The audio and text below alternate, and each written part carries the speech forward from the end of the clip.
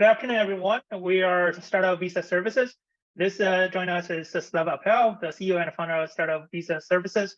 And we have Doyen Immigration's Daniel, and we're going to have a question and answer session talking about some misinterpretation of this program. Hello, everyone. My name is Slava Appel from Startup Visa Services. We have helped hundreds of entrepreneurs, investment-minded individuals just like you receive a very important document, which is called letter of support, that later on, through Daniel's immigration firm, allows you to apply for permanent residency and work permit.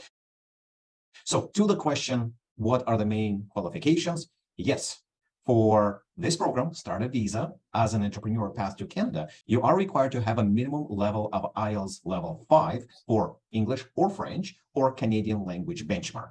What it means, it's a basic knowledge level. So if you are to rate it between not knowing anything to being a professor of English, 5 is actually closer to the bottom of it because it's 5 out of 12. And 5 is an average. There is some allowances in there as well. Now, if either husband or wife is at the level 5, we can use either one of the profiles to become the leader of that business. Second part of the question, what are the other requirements? The beautiful thing about Startup Visa Path, anyone at any age can become an entrepreneur. We have lots of great stories of 65-year-old entrepreneurs starting huge franchises or people straight out of high school starting. So meaning if you're anywhere between ages of 18 and 80, you would be welcome under this program. And most of the other Canadian programs stop giving you points after you turn 45. Some of them are even lower. This is not point-based immigration. This is based on the merits of your business proposal. So if you are a 45 or a 55-year-old, we would love to work with you.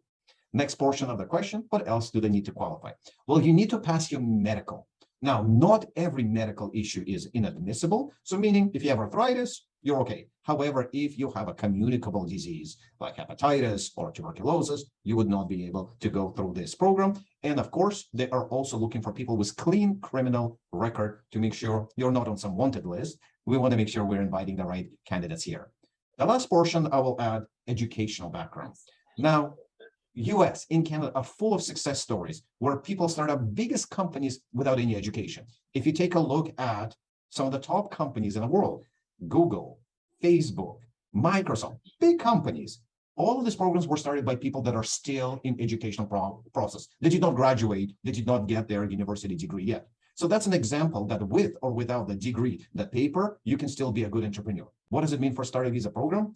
If you don't have university background, you still qualify under this program. Now, if you're looking on the internet and you're seeing that people are saying university degree is a requirement, this used to be a prerequisite for this program while it was in a pilot stage. When it came out of the pilot stage, they took away educational requirement. So to summarize, clean medical, clean criminal record, IELTS level 5, English or French, Canadian language benchmark, and minimum settlement funds, very little settlement funds, family of 4 under 25,000 Canadian, single individual about 13,500 Canadian, and of course, any age and any education level. What is the process? It's a two-part process. Part one, you have to have a designated organization that is it's a professional organization that knows how to do vetting and assessing of viability of businesses, review your business, potentially either incubate or interview you, go through all the due diligence, and upon success, issue to you a very important document called letter of support. The second you have this letter of support, you can now apply for your permanent residency. So the first timeline is how long does it take for the letter of support? Many different designated organizations have different practices. Some require you to go through incubation first, and then you get the letter of support. Other ones require you to submit all of the information, pass interview stages, then get the letter of support, and then go into training or incubation.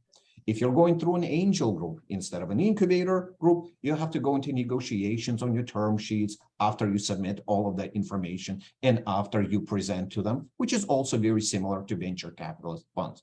So in our experience, we looked at 20 different timelines, but I have a preference. My preference, and we work like that with close to 80% of the cases, we do everything from start to finish, considering you make yourself available to us in all the documents in about 3 months timeline in 80% of the cases. So 80% of the cases, 3 months to the letter of support, Our previous average was closer to 8 or 9. So we're doing much, much better. So that's the first timeline. Second timeline, how long does it take from the letter of support once Daniel's company applies for your permanent residency? How long does it take for you to get that PR? Again, it's a flexible question. If you ask me exact same thing 24 months ago, just think of it right before pandemic, average at that point was 12 to 16 months for permanent residency.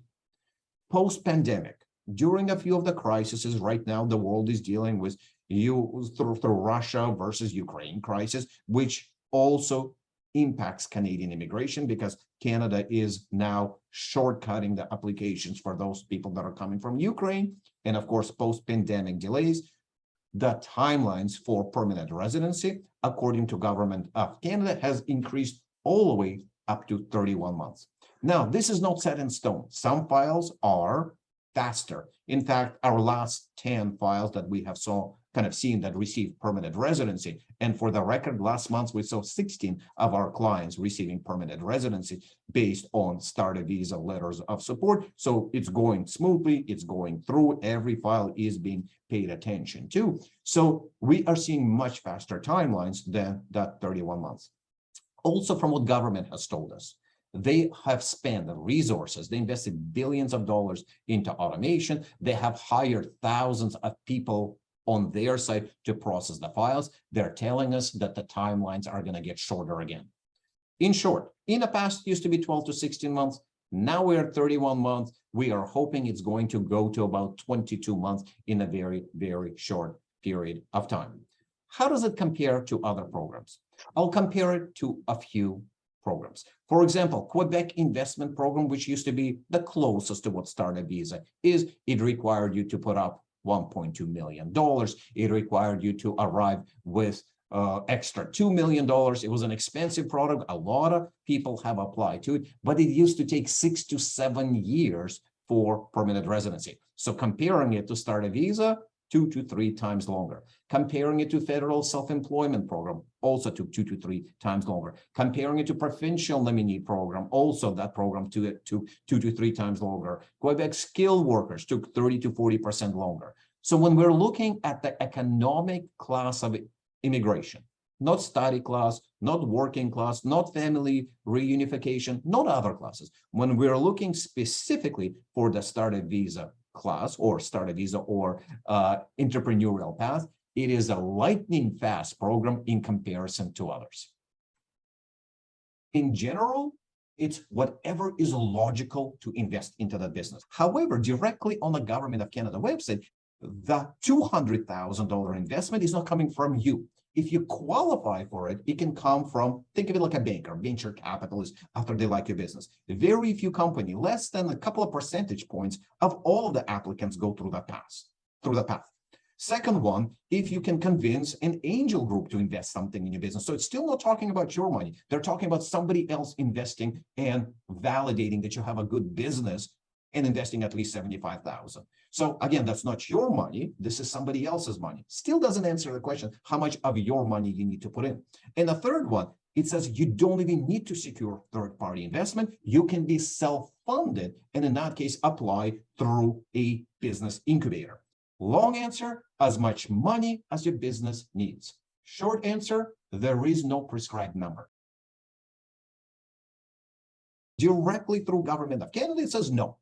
You're not required to invest any of your own money. It could be other businesses investing into you, meaning if you don't have your own funds in your own business or in your own account, what are you going to show? Because it's a third party that's investing into your success. Anyone can, let's call it not subsidize, but pay and invest and help you launch the company. So if in your own business, let's say you need to have $100,000 to launch it, and you don't have $100,000 or $500,000, whatever it takes, you can have third party invest and help you with it. You still need your lending funds, minimum lending funds for you to lend in Canada, but they're minimal, family of 4, under 25,000 Canadian that you have to show in your account.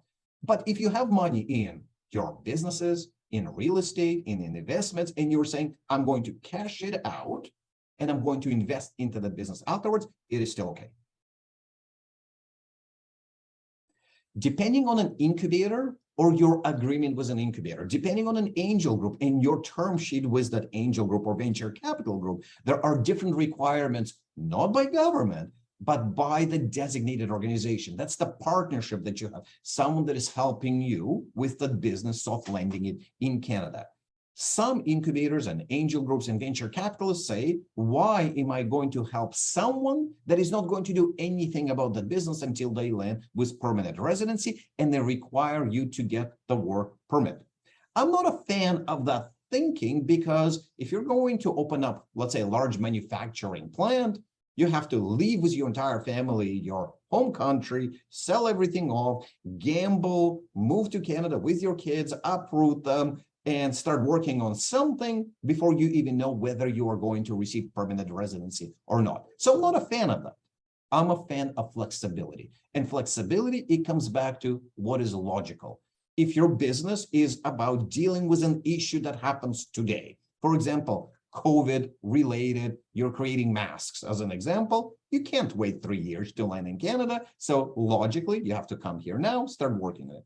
But if you're working on something that is large scale, that requires you to uproot your company and invest a lot of money into it, I wouldn't, because that's a big gamble on your part. So another way to answer it, are you mandated to get a work permit and come here right away? Answer is absolutely not. Meaning, if you wish to stay in your own country, continue the progress, registering, exploring, looking at markets, looking at the relationships, but doing it remotely, you are absolutely fine doing that. And in my experience, that's what majority of the people are doing, and they are getting to that permanent residency level. So I have not seen any discrimination on the government side for those with work permit versus without work permit that are applying for permanent residency. There is no requirement one way or another. It all comes back to what is logical for the business. If you have some kind of a trade secret, patent, you don't want anyone to find out, why register and expose it to the world here in Canada until you actually land here? If you're registering the business remotely, can impact your business in your home country, again, why register it remotely? However, if you're going for a work permit, in that case, you're required to register the business first, because it's going to be a closed work permit for you to work in your own company. So it all comes back to logic. If you want, you can wait until you get permanent residency to register the business. If you want, you can register it in advance, or you must register it if you're also going for work permit. So can I interpret in this way, is the incubator decide, and those designated business organizations decide whether you need a work permit to come over here and start a company here during this waiting period, or you can wait until you land it. That's based on decision on their hand, not on the government side, right? Correct. This is not a government recommendation or decision whether and how you should be operating your business. Most of the time, it is the designated organization that says, we looked at your business model. If we're putting an investment or our time in it, we would like you to be already with an address or with a person here in Canada. But not a lot of incubators or angel groups are doing it. I believe into whatever, again, is most logical for the individual. If it makes sense for them to open in advance of arriving in Canada, then do it. If it doesn't, then you can have a frank conversation with an incubator, angel group, or venture capital group and actually explain, if I do it way too much in advance, here are the repercussions. All right. So to the question, will government get suspicious about anything? I can absolutely never tell you anything, because I don't know, and no one else, what is going to be the mood of the day of the processing officer. What I can tell you is the rules. The rules are they're not supposed to be suspicious of anything after the letter of support is there. Letter of support that signifies that someone else has done vetting and assessing, done their due diligence, done all of their investigation, and they're sure that this business is going to thrive and survive with work permit or without. So if a designated organization issues a letter of support that says no work permit is needed, the officer should take it at the face value. Now, officer may follow up with the question and say, well, what did you do in the last year or two? And the answer could be nothing. I was waiting whether I will receive my permanent residency or not to put full investment into my company. We have seen those exact responses and people got their permanent residency. You can also have immigration officer ask, well, you got here on a work permit. Show me your significant progress. They're completely fine in asking that question. You got your work permit to work in your company because you stated that you want to start something right away. So if you have stated that you needed work permit, means you must have significant progress in that company. In that case, the officer can ask you those questions. To summarize it, will they get suspicion? Will they be punitive if you don't get it? Most people don't get work permit, the ones that I'm working with, and they're still passing through. And those people that get work permit, they're also passing through. So the difference with or without, the approval rates are about the same. I just want to clarify something. The data that we've been seeing from the online is people who hold a work permit is passing rate is around 20%, and the people who did not holding their work permit coming over here is about 80%. The data is a little bit skewed based on which incubator or designated organization they're working with, because some require broad strokes, everyone to get their work permits, even those that should not get it. Of course, those are bad files in that case, and they're going to be reviewed and potentially rejected.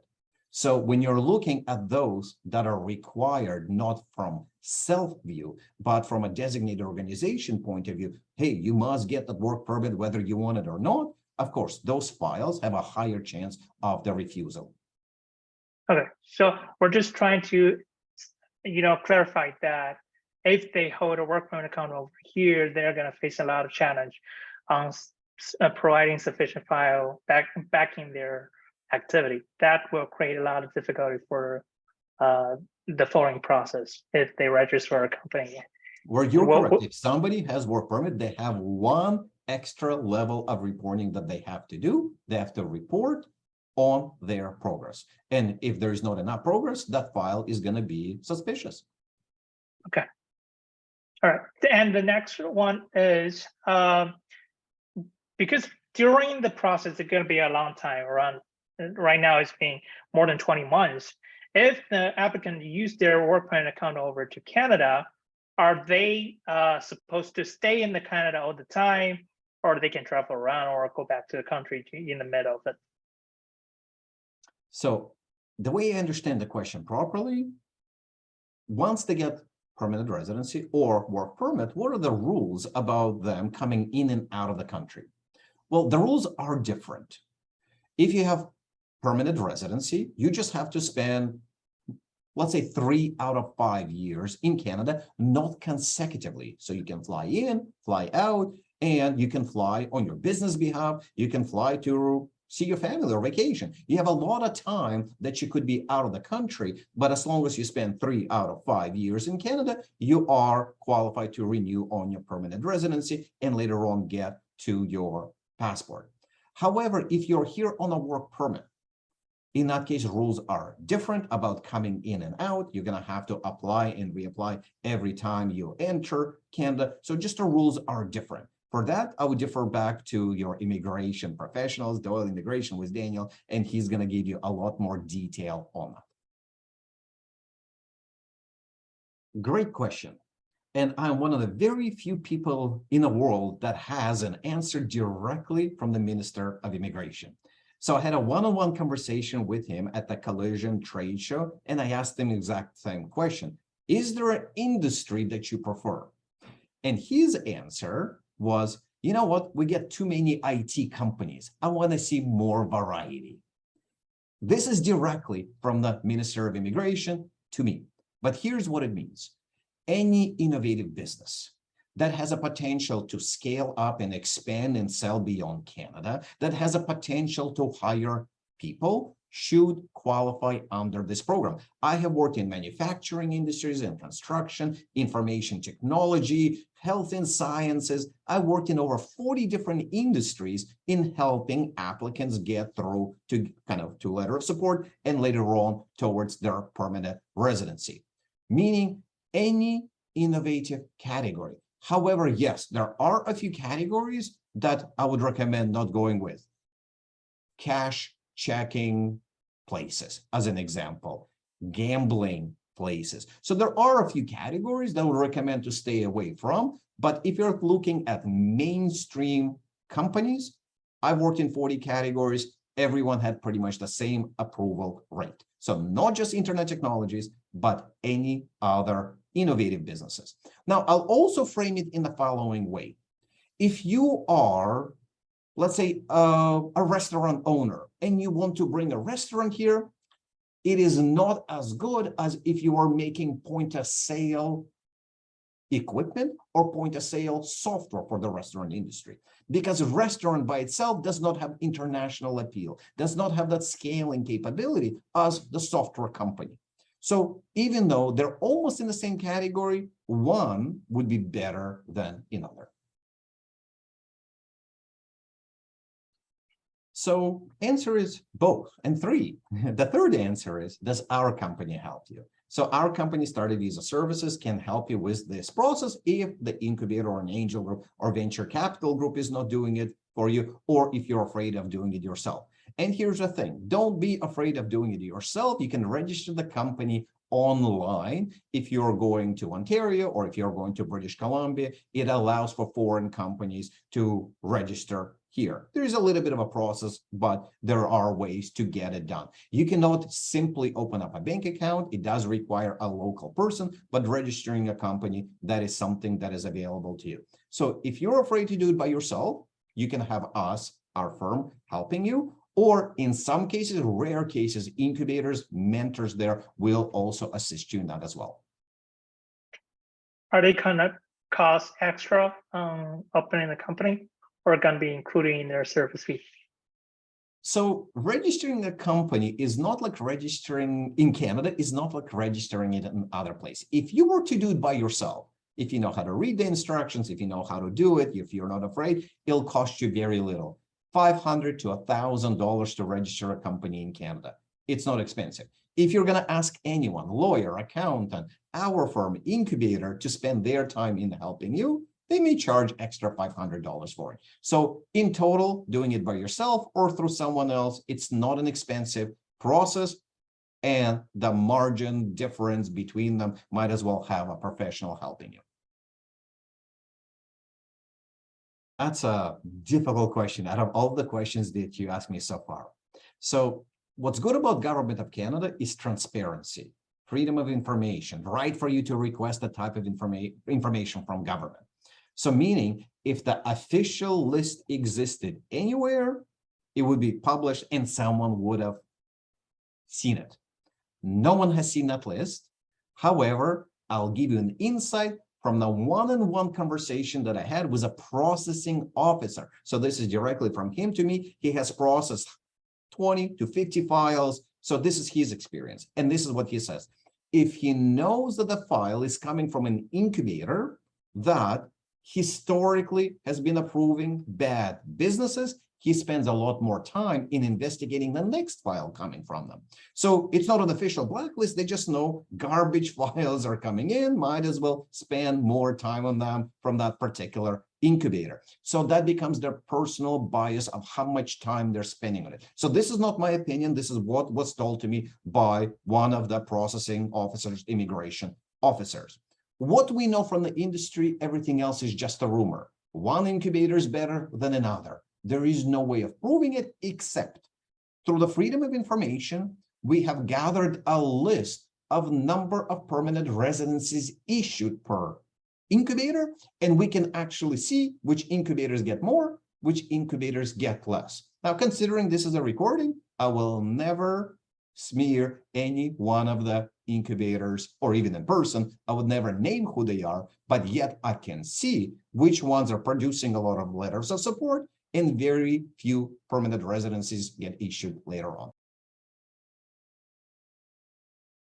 Great question. The good thing is there is a lot of clarity on it. How does the peer review happen? First thing what I want to do is to draw your attention that that information is available on Government of Canada website. Let me share my screen with you. I will show it to you in two different places. First one, question number 802.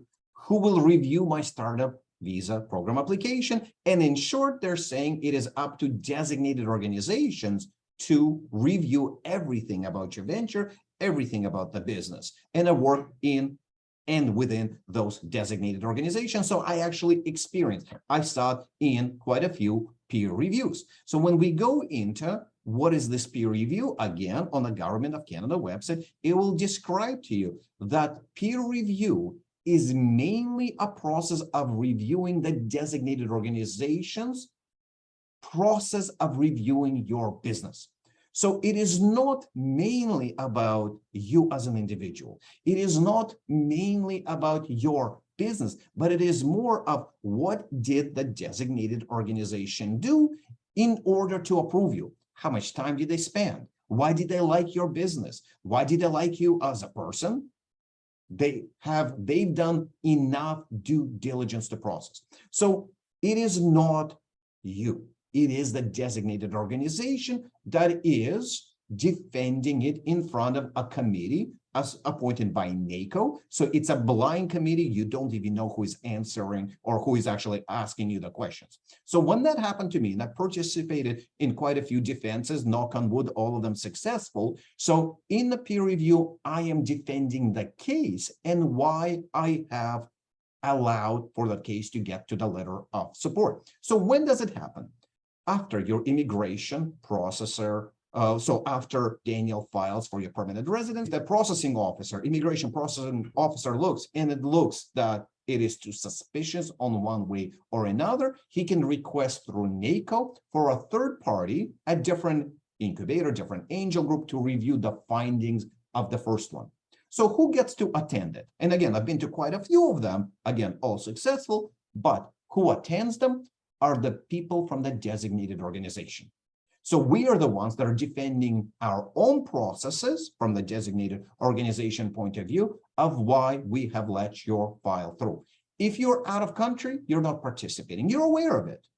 Your immigration advisor is not participating. They're aware of it. But it takes us a couple of weeks to prepare, reread your business plan, reread our findings, reread what actually happened. When does it happen? After permanent residency application is filed and before you receive your permanent residency. So somewhere in between. So in reality, this is not startup visa question. It is an immigration question, which I will defer back to someone that can advise you on immigration, which is Daniel as an immigration advisor. My job is to make sure that I can validate and issue the letter of support or help someone get to the letter of support. But from my experience, this way I don't dodge the issue. What I have seen, rarely, absolutely rarely, you get a question, hey, you have extra 500,000, extra $1 million in your account. How did you get to it? What they do ask is for a snapshot of your bank accounts. So unlike other styles of immigration, where, for example, Quebec investment program, where they require you years upon years upon years of proofs of what money has been deposited into your account, I have not seen it. It has not been popular for startup visa. On our side, when we are looking at someone from the designated organization point of view, I'm looking at, do you have enough funds to live in Canada? And do you have enough funds to invest in your business? I am not looking, this is not my responsibility to do deep dive and looking for the source of funds.